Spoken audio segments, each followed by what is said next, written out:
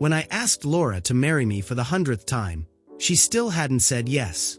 We had been together for 7 years, and in the 99 previous times I had asked, she always replied that her childhood love, Mateu, still hadn't gotten married and that she couldn't break the pact they had made since childhood. I looked at the ring in my hand and, for the first time, couldn't help but ask, "Do you really think you're going to be with him forever, even if he never wants you?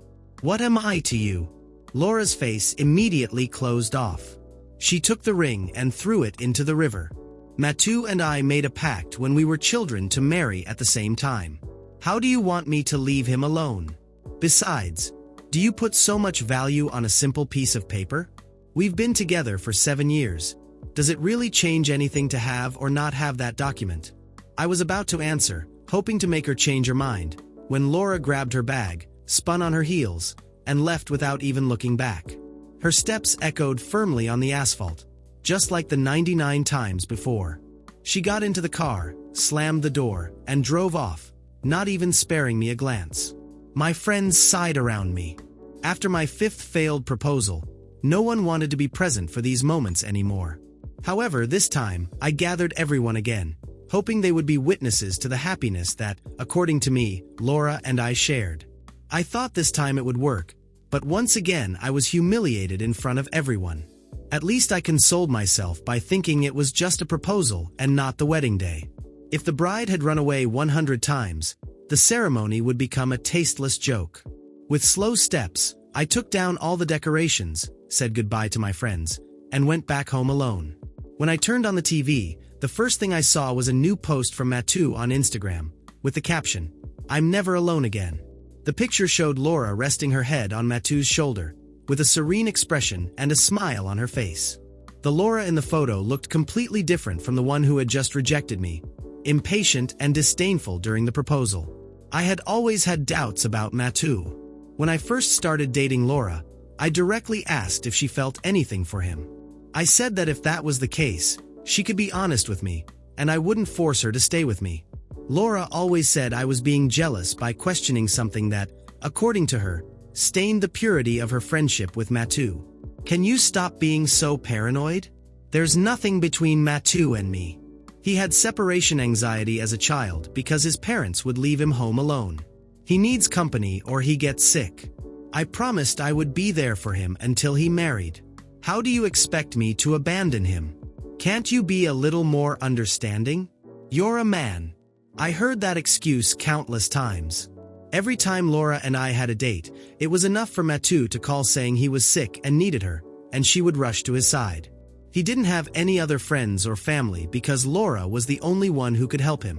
To me, it was a way for Mateu to push her away from me with any excuse. The most absurd thing was that Laura never saw anything wrong with it. Time and time again, she chose him over me. Even today, after my 100th proposal, she left without hesitation. I sat in the living room, opening bottle after bottle of wine I had bought to celebrate our engagement. I drank it all. I looked at the empty bottles scattered on the table, took a picture, and posted it on Instagram with a caption. The truth is, I've always been alone. My friends, who knew Laura had rejected me again, sent supportive messages. "Daniel, we're here for you. There are more women in the world. Don't give up." A notification appeared on the screen of my phone. It was a message from Laura. "Why so much drama? You're acting like a child." I couldn't help but let out a bitter laugh when I read her message. So indifferent. I opened another bottle of wine and drank. Maybe it was the alcohol burning my stomach, but my eyes filled with tears without warning. When Mateu needed her, Laura would go without hesitation, no matter where she was or what she was doing. But when it came to me, all I got was so much drama. 7 years of love, and apparently, I never understood where I really stood in her heart. That night, for the first time, I didn't wait in the living room for Laura to come back. I always left a light on in case she was scared when she came home, no matter the hour. I waited for her on the couch, even though it gave me constant headaches. But that night, maybe because of the alcohol, I fell into a deep sleep. The next morning, I woke up very early. As I had imagined, Laura hadn't spent the night at home. I didn't call to ask where she was. I made my breakfast, ate quickly, and got ready to leave for work. When I was about to leave, Laura showed up at the door. She seemed surprised to see the table without any dishes. Laura had a sensitive stomach, and no matter what happened, she always made something to eat the next day. But today, I just kept getting ready and said, indifferently, "I've already eaten. You can order something through the app." Maybe she noticed my irritation, because she grabbed my hand and shook it gently, with a tone much softer than yesterday. "Daniel, I know it's wrong to reject your requests, but I can't help but worry about Mateu. Can you imagine him with no one to take care of him? Don't you want me to be with you without having that resolved? When Mateu finds someone, I'll be able to dedicate myself fully to you in marriage. Don't you think that's the best?" If Laura had explained this to me at another time, maybe I would have forgiven her. But this time, I just felt tired. I was fed up with the same excuse. "I already understand," I replied. "I'm late for work. I need to go." I withdrew my hand and left.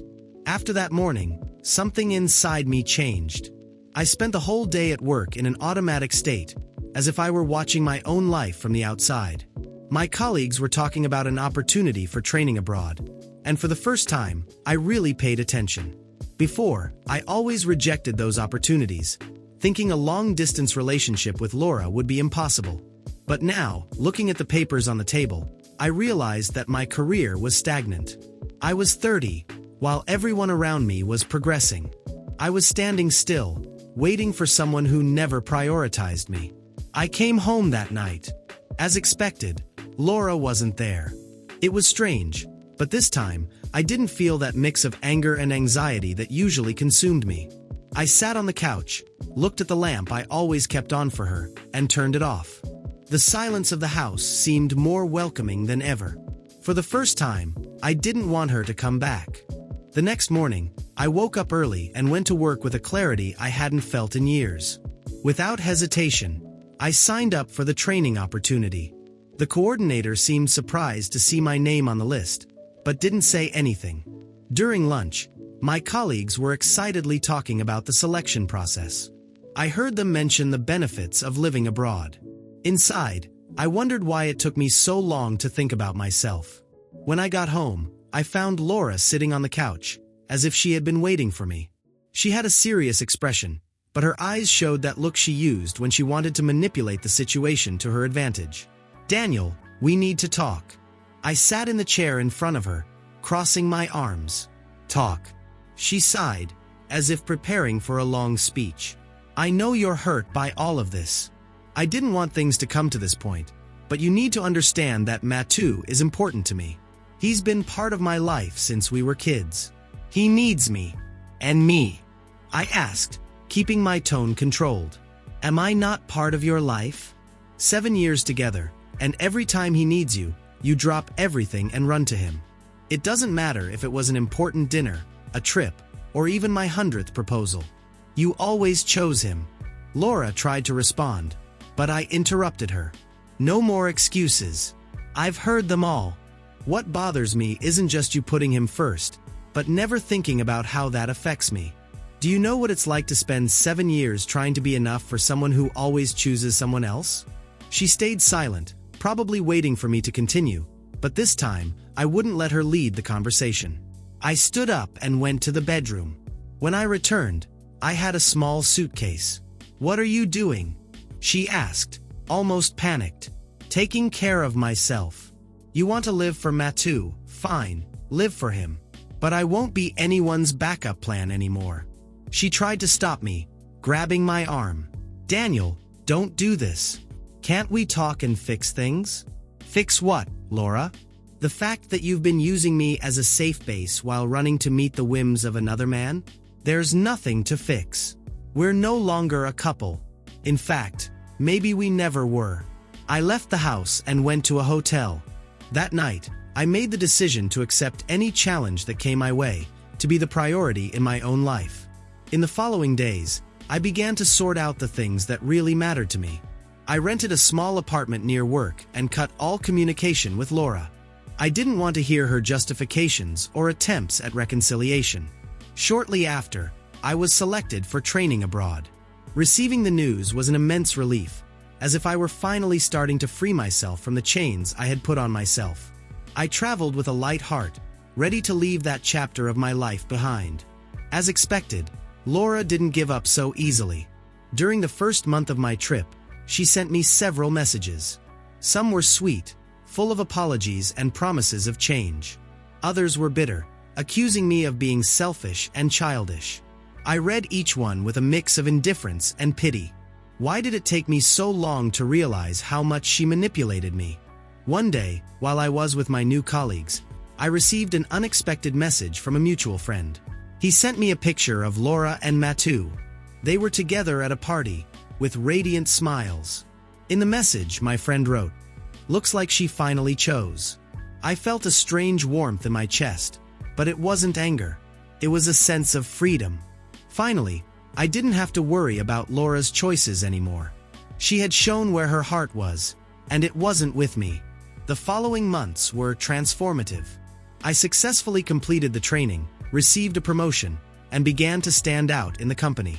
During this time, I made incredible friends and rediscovered who I was. I learned to value myself and, most importantly, not to accept anything less than I deserved. Years later, I heard about Laura and Mateu again. It seems their relationship didn't last long. According to some comments, Mateu married someone else and left Laura alone. She tried to contact me several times, but I never responded. I felt no hatred, just indifference. My life was now mine, and no one would have the power to make me feel like a second choice again. Looking back, I feel grateful for everything that happened. It was painful, but necessary. Today, I live as my best version, knowing that, in the end, choosing myself was the best decision I could have made. After months of absolute silence, Laura reappeared in my life. At first, the messages were harmless, almost casual. "Hey, how are you?" one of them said, as if nothing had happened. I ignored it. A few days later, another came. "Daniel, I miss talking to you. Can we talk?" I also ignored it. But I must admit, each of her attempts sparked a flicker of curiosity in me. She, who had always emotionally ignored me, was now trying to open a door she had closed herself.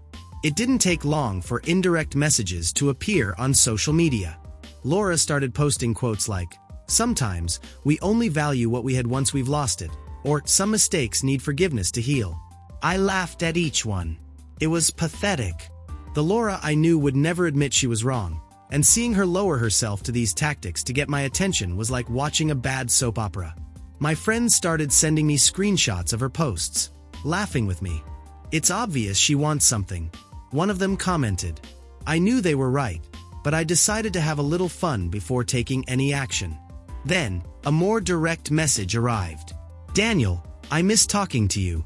Can we meet? I think we need closure." It was curious how now, after so much time, she was interested in closure.